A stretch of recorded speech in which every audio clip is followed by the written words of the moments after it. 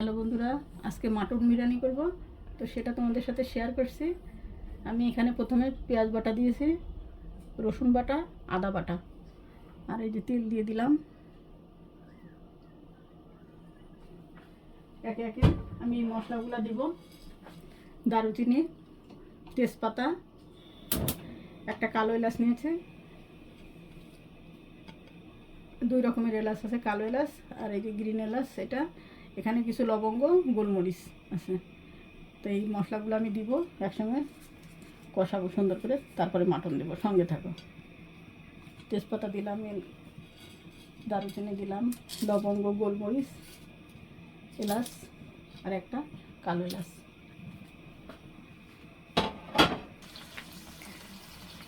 বন্ধুরা, লবণটা দিয়ে দিলাম।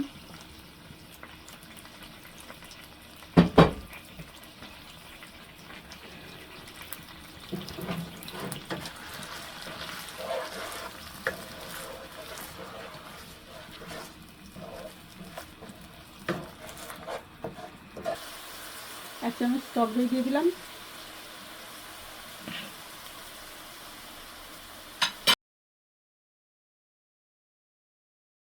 গুঁড়ো দুধ আর কিশমিশ এগুলো দিয়েছি বন্ধুরা, সেটা দিয়ে দিলাম।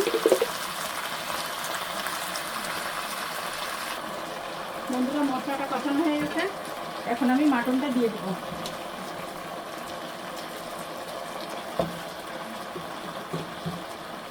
ধুয়ে রেখেছিলাম, দিয়ে দিলাম।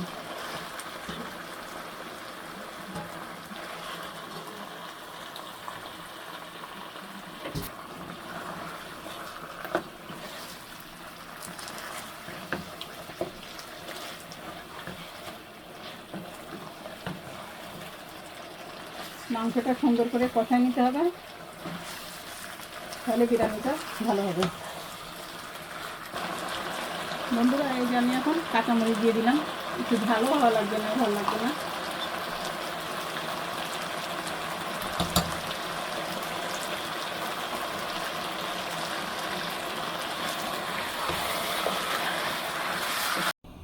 বন্ধুরা, আমি এখন পোলাওটা রান্না করে নিব। এদিকে মাংসটা হচ্ছে, মাটনটা। তাহলে প্রথমে আমি তেল দিয়ে দিলাম, একটু চালটা ভেজে নেব।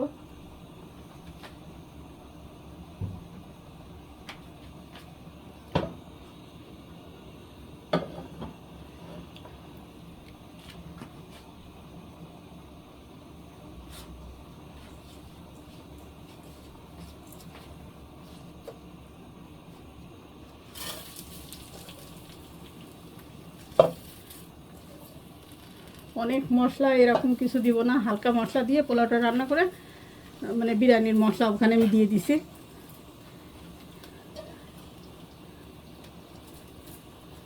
বেশি মশলা হলে ভালোও লাগবে না, এই জন্য পাতলা, মানে হালকা পাতলা যে মশলা সেটা দিয়ে দেবো।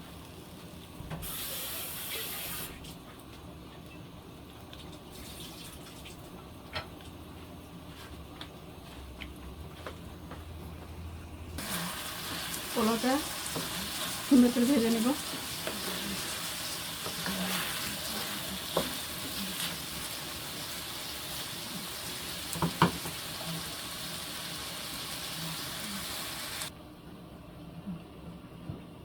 চালটা ভাজা হয়ে গেছে, এখন আমি পানি দিয়ে দেবো।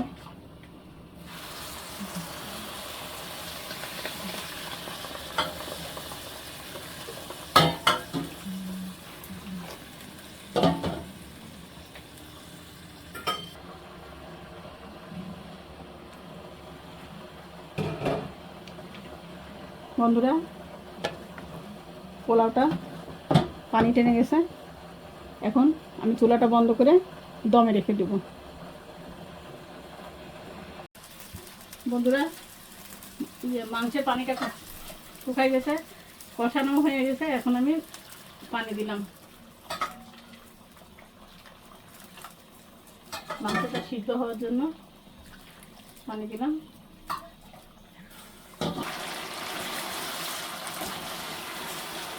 মাংসটা এখন কষানো হয়ে গেছে, জলটা টেনে গেছে, আমি পোলাওটা এর ভিতরে দিয়ে দেবো। এখন মিশিয়ে দেবো।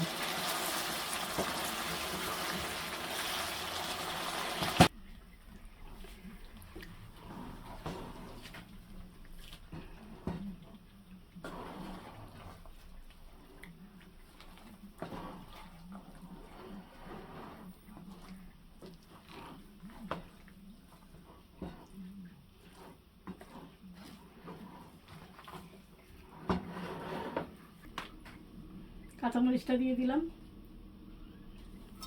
ফ্লেভারের জন্য।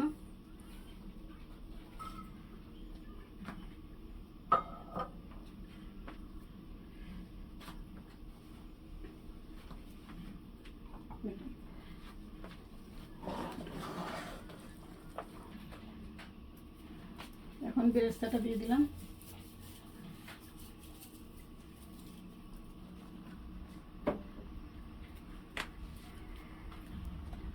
বন্ধুরা রান্নাটা শেষ হলো, চুলাটা বন্ধ করে রাখবো, রেস্টে রাখবো।